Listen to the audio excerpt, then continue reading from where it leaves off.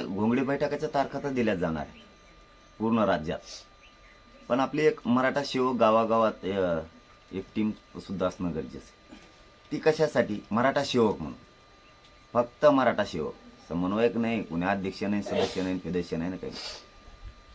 त्याच्यात प्रत्येक गावात मराठा सेवक असला पाहिजे. गावातल्या मराठ्यांच्या समस्या सोडवायला गावातल्यानी सांगायचं कोणाला. समजा एखाद्या गरीब मराठ्याला गावात अडचण आहे, त्याचं प्रमाणपत्र निघत नाही, किंवा त्याचं दवाखान्याचं काम आहे, किंवा त्याच्यावरती काही अन्याय झाला आहे, त्याचं काही काम आहे, त्याचं काही दुःख आहे, किंवा त्याची मोठी सामाजिक अडचण आहे, त्याने सांगायचं कोणाला?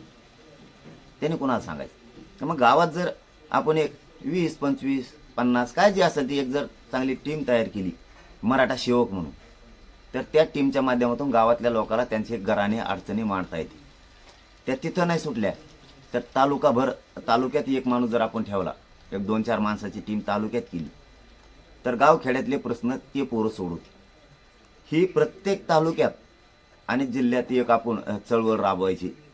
हे मी आज जाहीरपणानं महाराष्ट्रातल्या मराठा समाजाला सांगतो की प्रत्येक गावात एक मराठा सेवकाची टीम तयार करा, की जी एकमेकाच्या मदतीला अडीअडचणीला उभा राहील. फक्त मराठा समाजाच्या सहकार्य करण्यासाठी, त्यांच्या मदतीसाठी मराठा समाजाच्या पोरांची एक टीम तयार असणं अत्यंत गरजेचं आहे. त्याच्यामध्ये आमरण उपोषण करते पाहिजेत, त्याच्यात साखळी उपोषण करणाऱ्या पाहिजेत. काही पोरांवरती विनाकारण खोट्या केसेस झाल्या, त्यांनी समाजासाठी खूप भोगले, ती पण टीम पाहिजे.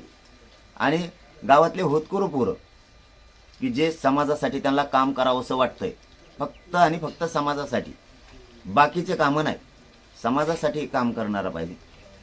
त्याला एक गोष्ट मान्य पाहिजे, तो कोणत्याही पक्षाचा असला तरी त्याला एक गोष्ट मान्य असली पाहिजे, आधी समाजाचं काम, पक्ष नेता फेता नंतर, हे असणं खूप गरजेचं आहे.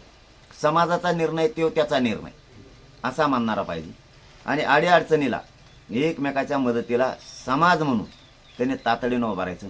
ही गाव लेवलपासून राज्यभर टीम प्रत्येक तालुक्यात तयार होणं गरजेचं आहे. कारण समस्या सांगायची वेळ आली, एकमेकाला सहकार्य करायची वेळ आली, एकमेकाला मदतीला जायची वेळ आली, तर जायचं कोणी? मग राज्य पूर्ण एक आहे अशी हाक मारली की पूर्ण राज्य एकत्र येते. पण गोरगरिबाच्या आलेल्या अडचणी सोडवायच्या कोणी? आता काहीचे प्रमाणपत्र आहेत ते निघत नाहीत, ते लोकांनी कोणाला सांगायचं? ते डायरेक्ट माझ्यापर्यंत येते. मग जर आपली तिथं गावात एखादी टीम असली, एखादी तालुक्याला असली आणि एखादी जिल्ह्यात जर असली, म्हणून गावागावात टीम असणं आधी गरजेचं.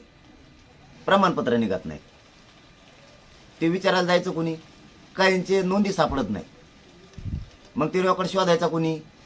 मग आपल्याही टीम असल्या पाहिजे रेकॉर्ड शोधायला. व्हॅलिडिटी होत नाही. का होत नाही?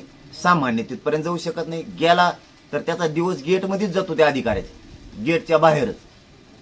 आपला एखादा हुशार आपण जिल्ह्याला तालुक्याला जर ठेवला तर तो काम करून घे. मग गाव लेवलवर एक समाज मराठा सेवक म्हणून एक टीम पाहिजे. ती ना समिती आहे ना फिमिती आहे ना काय नाही ना काय नाही. पुऱ्या गावात जे पोराची गावात नेमणूक केली ते सगळ्या गावातल्या मराठ्यांचे ते पोर. त्यांनी भेद नाही करायचा की तो आमच्या पक्षाचा मराठा आहे, ह्यो आमच्या पक्षाचा मराठा आहे, मी नाही करत. ते जे पोरं आहेत मराठा सेवक म्हणून, त्यांच्याकडे कोणाचं घराणं आलं तर त्यांनी समाज म्हणून आधी प्राधान्य द्यायचं आणि त्याचं काम करायचं, तालुकाभर जिल्हाभर. त्यासाठी प्रत्येक गावात अगोदर टीम उभा करायच्या कामाला लागावं अशी माझी इच्छा आहे.